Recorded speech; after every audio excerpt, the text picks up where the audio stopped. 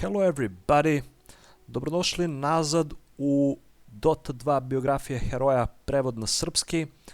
Nastavljamo sa Crystal Maiden. Zadnji klip je bio onaj sa Klinksom, tako da Crystal Maiden je sledeća jer idemo po abecedi. I biografija je dosta kratka, jedna od kraćih i odmah ćemo da krenemo na prevod.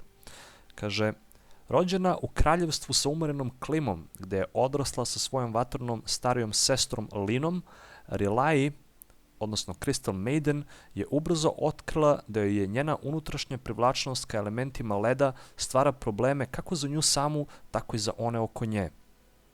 Izvori i planinske reke bi se zaledile u trenutku kada bi stala pored njih da se odmori.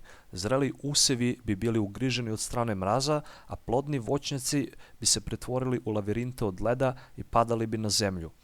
Kada su njeni ogorčeni roditelji poslali Linu na ekvator, Rillai je bila oterana u ledeno severno carstvo Icefrek, gdje je bila prihvaćena od čarobnjaka koji je živeo u usamljenoj kućici na vrhu Blue Heart glečera.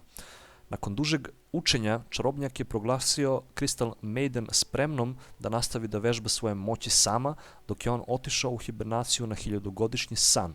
Od tada ona je totalno vladala veštinama leda i ojačala ih i sada joj nema ravnog. Eto, to je biografija Crystal Maiden. Možemo da vidimo da se spominje i Lina, ova njena sestra.